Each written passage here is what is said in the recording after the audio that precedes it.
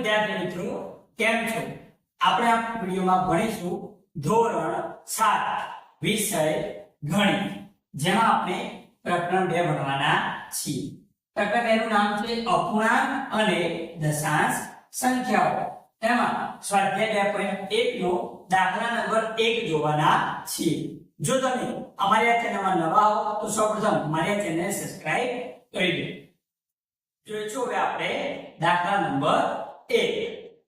a થી b માં દર્શાવેલી આકૃતિને અનુરૂપ જવાબ 1 થી 4 માં થી પસંદ કરીને લખો. અહીં આગળ આપણને કેટલીક આકૃતિ આપેલી છે, એના પરથી અહીં આગળ 1 થી 4 આપણને કેટલાક પ્રશ્નો આપેલા છે, એટલે કે દાખલા આપેલા છે, એનો આપણે જવાબ લખવાનો છે. તો જોઈશું પહેલી જે આકૃતિ રહી એમાં 3 આકૃતિ છે, એમાં 2 આકૃતિમાં આચ્છાદિત કરેલું છે અને એકમાં કરેલું નથી. કુલ ભાગ 3 છે, 3 માંથી 2 માં આચ્છાદિત કરેલું છે. તો આનો અપૂર્ણાંક બનાવવો હોય તો 2 તૃતીયાંશ બને. હવે 3 વખત છે એટલે એને 3 વડે ગુણવાના, 3 ગુણ્યા 2 તૃતીયાંશ થશે.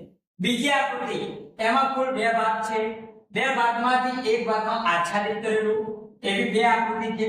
તો આનો અપૂર્ણાંક બને અડધો, 1 ભાગ્યા 2, 1 તૃતીયાંશ. એવી 2 આકૃતિ તો 2 ગુણ્યા 1 તૃતીયાંશ થશે. સી જોઈએ આપણે, આમાં કુલ 4 ખાના છે, 4 માંથી એક ખાનામાં આચ્છાદિત કરેલું છે. હવે આનો અપૂર્ણાંક બને 1 ચતુર્થાંશ. એવી કુલ 3 આકૃતિ તો 3 ગુણ્યા 1 ચતુર્થાંશ થશે. જોઈએ ડી, આમાં કુલ 5 ભાગ છે, 5 ભાગમાંથી એક ભાગમાં આચ્છાદિત કરેલું, તો આનો અપૂર્ણાંક બનશે 1 પંચમાંશ. એવી 2 આકૃતિ તો 2 ગુણ્યા 1 પંચમાંશ બનશે. જોઈશું કે આપણે 1 થી 4 નંબરના પ્રશ્ન. પહેલો કયો 2 ગુણ્યા 1 પંચમાંશ.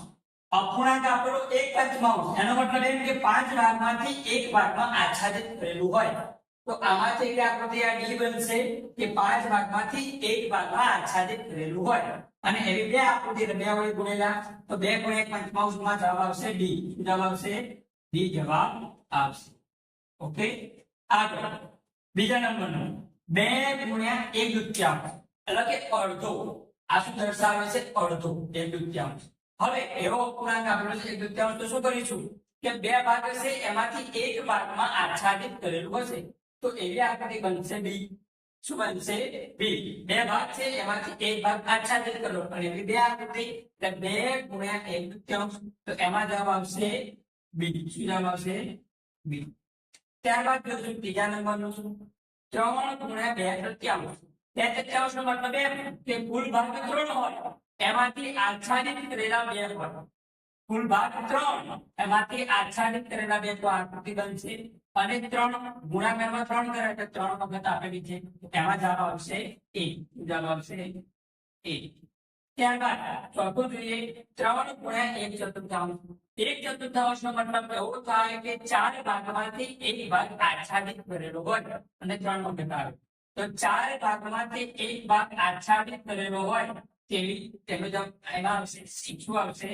સી. તો ચોથામાં જવાબ આવશે સી. બરાબર, આ રીતે આપણે દાખલા નંબર 1 જોયો.